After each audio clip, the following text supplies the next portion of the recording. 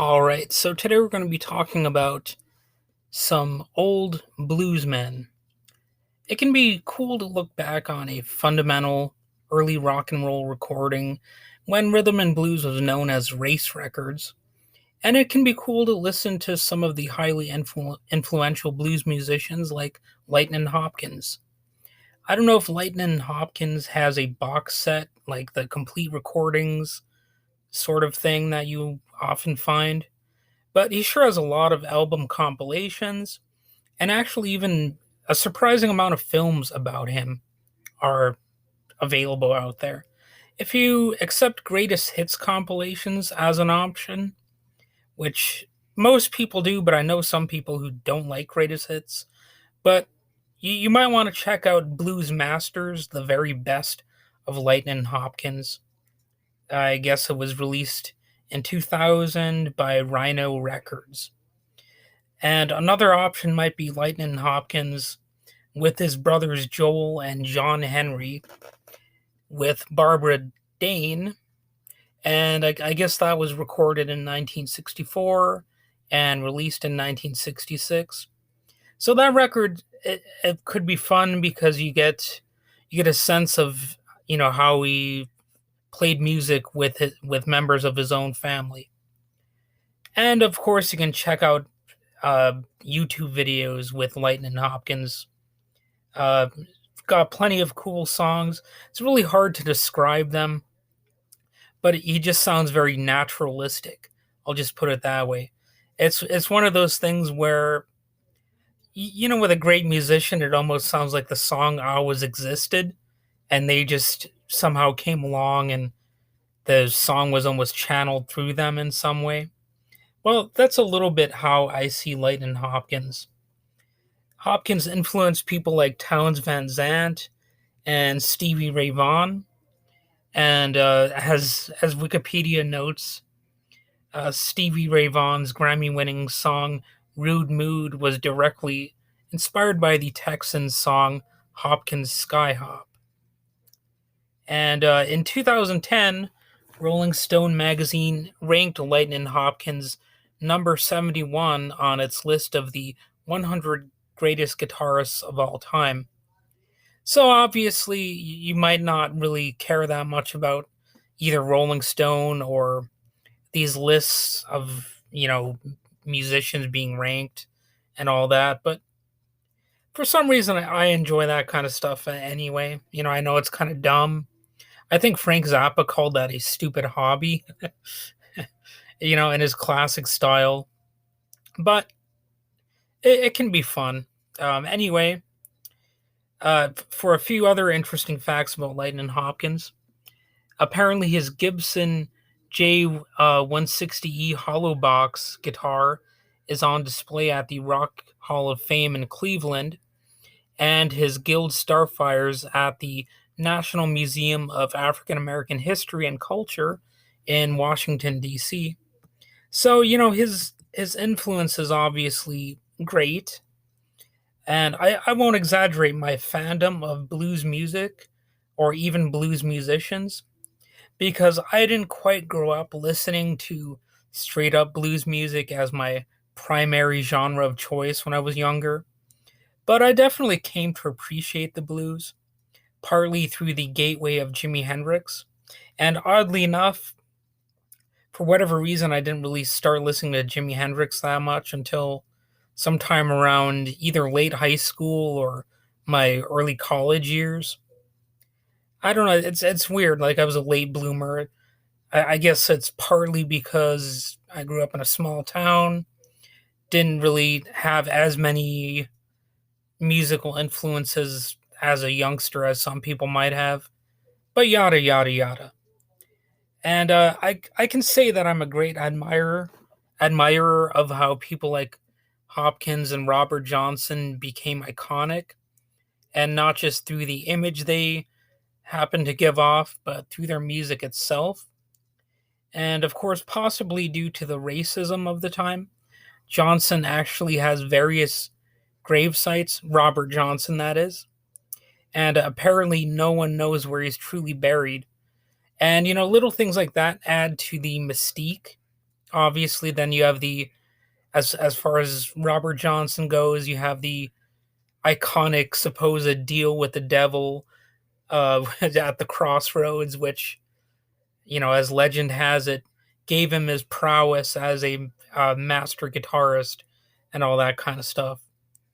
So, I mean, there's a whole episode of the Netflix show called Remastered that is about that whole myth, and it's kind of fun in a way, but it's also important to remember that Robert Johnson was actually a human being, you know, uh, not just not just a mythical figure. But anyway, going back to Lightnin Hopkins, I think he also pairs well with Leadbelly, and you might listen to Leadbelly's Smithsonian Folkways collection, which is pretty solid. Like if you're gonna have like a blues extravaganza, you might want to pair these three together, just as an option.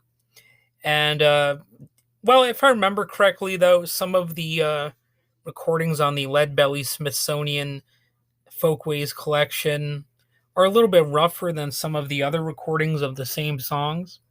So I'm not sure what that's about, but I know you can find plenty of Leadbelly songs on YouTube, and oddly enough, there are actually two videos that feature Leadbelly.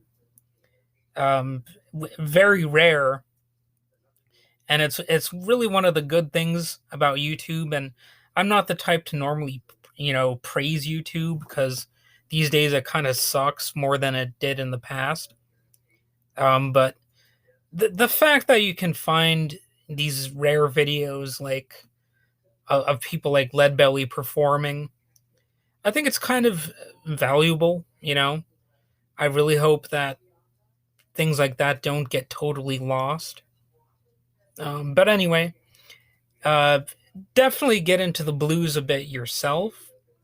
It's a really good genre. I mean, if you only listen to rock, pop, or metal, or rap, or country, I think you're really missing out on some good stuff. And just like punk rock, when people say, especially like metalheads, they say, "Oh, the music is too simple" or whatever. Thinking of Yngwie Malmsteen types or whatever. I would say not only are they downplaying some of the fiercer, spicier moments, which can especially come out in live performances, but they're sort of missing the more decidedly non technical nuances of the genre. And blues can actually be difficult to duplicate, not because it's always complex, but because if it's done right, it sounds naturalistic. It might sound unique to the artist, and that's really something you can pick up if you have like a nuanced approach to listening to music. If you can detect these differences, if you're willing to do deep dives and understand that Robert Johnson sounds different from Leadbelly, and all these people sound different. Leadbelly sounds different from Sun House. I think that's that guy's name. I'm just kind of riffing on that one, but anyway, blues can be difficult to duplicate. That's my point here. Plus, let's be honest, blues music is also simply one of the most influential genres. It's obviously had a big impact on rock. Country music obviously has elements of blues. Jazz has blues components to it. Metal, practically everything. Like punk rock, I mentioned that earlier. Obviously, that does have frequently some blues style playing, probably more often than metal, to tell you the truth. And it's really more versatile than it's given credit for. I know I've seen plenty of people just break it down and say, well, the blues isn't really more complex than this or complex than that. But it's one of those things where you can really complicate it as much as you want. If you're a blues musician, you can throw all kinds of stuff into it, especially during live performances. If you've got like a freewheeling approach to playing, I think I think you can make mutations of it. And once I managed to mention punk rock before, I will dare say similar things about that broad genre too. I mean, look at how many subgenres that punk rock has. I would say that the Ramones sound different from the Sex Pistols, and Sex Pistols are not the Dead Kennedys, and yada yada yada. One good thing about all those blues recordings is that they're saved for posterity. So long as there's still some people around, younger generations at least have a chance to gain exposure to the recorded legacy of, all of those great musicians. Anyways, some very basic biographical information on Lightnin Hopkins. He was born in Centerville, Texas on March 15th, 1912, and he died on January 30th, 1982, at the age of 69. So, that's really the extent of the biography I've got here. This is when he lived, this is when he died. But anyway, obviously you can look up these details yourself.